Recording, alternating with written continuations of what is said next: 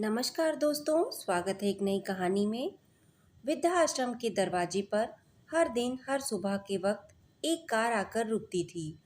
उसमें से एक युवा व्यक्ति उतरता और वृद्धाश्रम के बगीचे में बैठी एक बुजुर्ग महिला के पास जाकर बैठ जाता।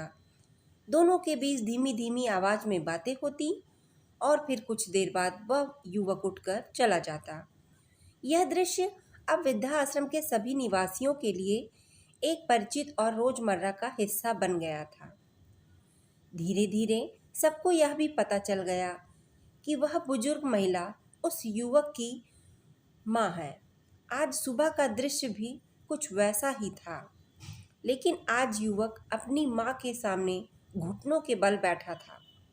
बार बार उनके पैरों को पकड़कर माफी मांग रहा था। वृद्धाश्रम के गेट कीपर रघु, जो हमेशा अपने काम में तल्लीन रहते थे, आज इस दृश्य को देखकर विचलित हो गए।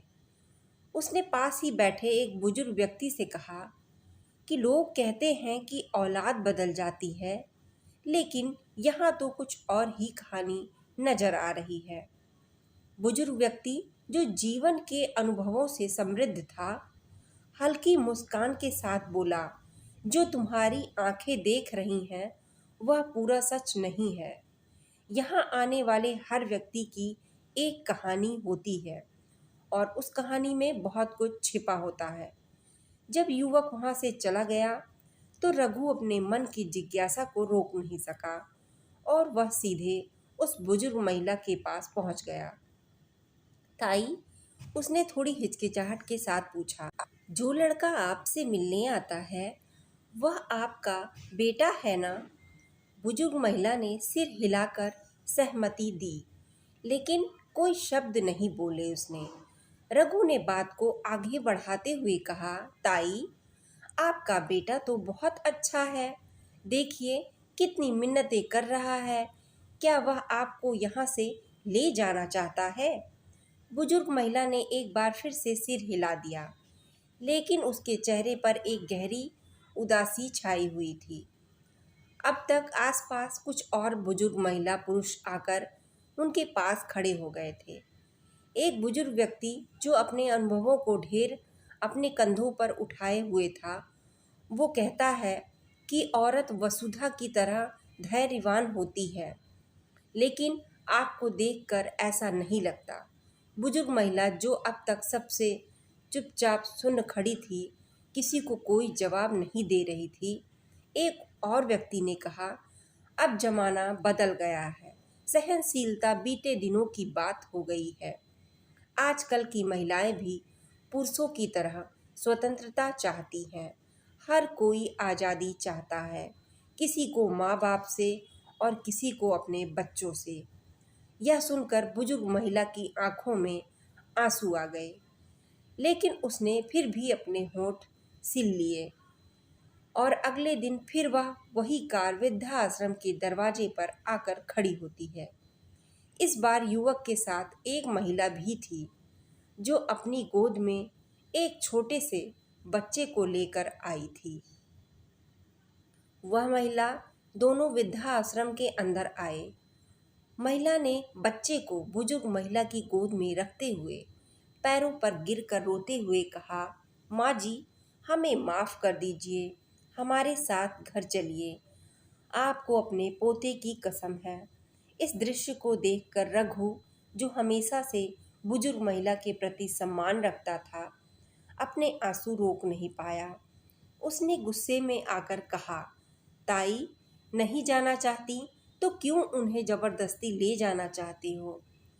तुम जैसे बच्चे भगवान सबको दें, वरना आजकल के तो बच्चे जानबूझकर माँ बाप को वृद्धाश्रम में छोड़ जाते हैं। इस बार बुजुर्ग महिला का धैर्य टूट गया।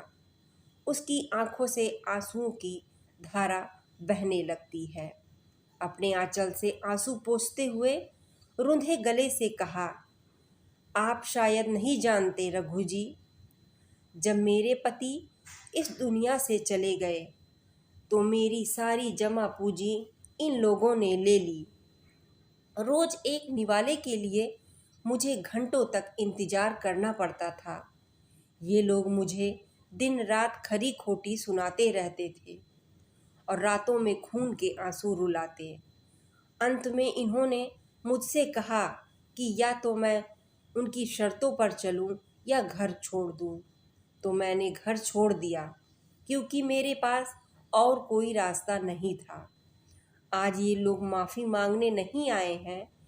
इन्हें मुझसे कोई प्रेम नहीं है, बल्कि इन्हें बच्चे को संभालने के लिए एक आया चाहिए। इसलिए ये लोग यह नाटक आपके सामने कर रहे हैं। बुजुर्ग महिला की इस बात ने वहाँ खड़े सभी लोगों को सन्न कर दिया। रघु, जो हमेशा से लोगों के प्रति दयालु रहता था, आज इस सच्चाई से बेहद दुखी हो गया। उसने सोचा जो आंखें देख रही थीं वह सच नहीं था। तो कभी कभी जो दिखाई देता है वह सच्चाई से बहुत ही दूर होता है। आज वृद्धाश्रम के हर निवासी ने एक कड़वी सच्चाई को समझा कि जब रिश्ते स्वार्थ की बुनियाद पर टिकते हैं तो वे केवल एक दिखावा बनकर रह जाते हैं। दोस्तों, कहानी कैसी लगी? कमेंट पर अपनी राय ज़रूर शेयर करें। अगर कहानी पसंद आई हो तो चैनल को लाइक, शेयर और सब्सक्राइब बिल्कुल करें। धन्यवाद।